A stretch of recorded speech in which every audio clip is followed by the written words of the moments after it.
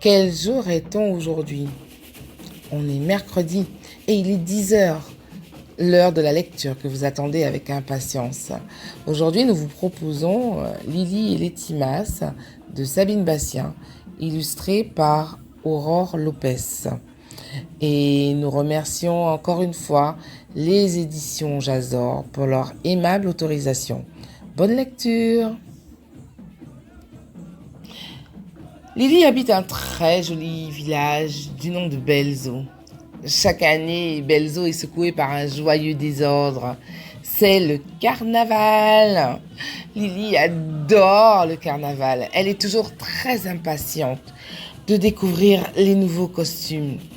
Le carnaval, c'est presque mieux que Noël parce que ça dure plusieurs jours. Dès qu'on a fêté le nouvel an, ça commence. On défile dans les rues au son du tambour. Et chaque dimanche, le cortège passe à un endroit différent. Les groupes chantent, dansent et jouent de la musique. Wouah, chauffez-yo! Les rues s'animent plus encore à partir de la grande parade du dimanche gras. Le jour où Vaval sort de sa cachette. Aujourd'hui, c'est mardi gras. Maman prépare des beignets, c'est délicieux. Et puis, c'est toujours rigolant d'avoir un peu de sucre glacé sur le nez. L'après-midi, maman emmènera Lily assister au spectacle. Chaque groupe a son style. Groupe à peau, groupe à caisse claire, masque de jus fort, nègre au sirop.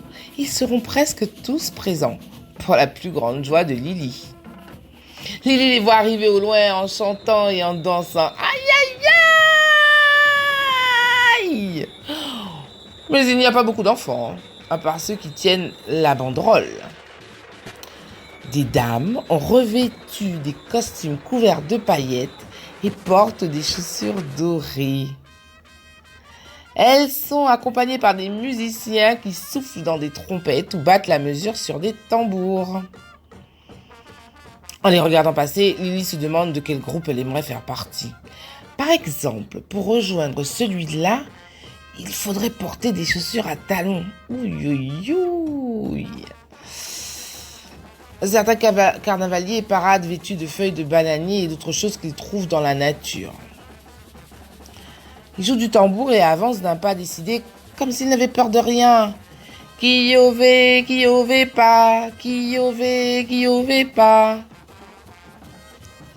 Le carnaval te plaît, demande maman. Oh oui, répond Lily, mais j'attends mes préférés. Pour la petite fille, le carnaval, c'est quand on est déguisé, qu'on peut porter un masque et sauter comme dans la cour de récréation. Elle attend les Timas, les grands singes de Belzo. Ce sont les favoris des petits et des grands. Ils portent une sorte de pyjama en satin avec une capuche et un masque de singe pour faire peur à tout le monde et puis surtout taquiner les gens qui assistent au défilé. Et parfois, ils ont même une caméra et un micro en carton comme s'ils étaient des journalistes.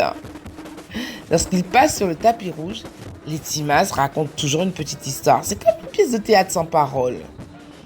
Parfois, ils incitent à ne pas se disputer. D'autres fois, ils remercient des personnes qui travaillent à l'hôpital.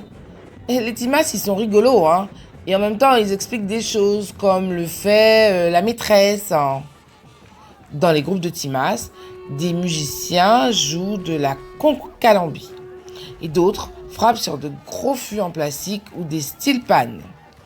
Alors, les Timas dansent et ils sautent. Ils sautent très haut, presque plus haut que la tête des spectateurs.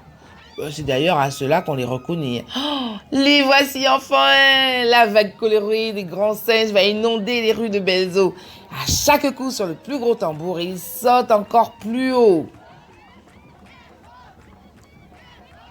C'est un vrai feu d'artifice de couleurs. Émerveillée, Lily ouvre grand ses petits yeux.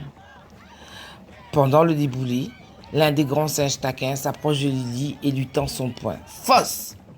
Elle sait que demain, mercredi décembre, à la fin du défilé en noir et blanc, Vaval se transformera en poussière. Alors, elle ne perd pas une minute de la parade. Lily se sent pousser des ailes. C'est décidé. L'an prochain, elle sera, elle aussi, Un grand singe du carnaval.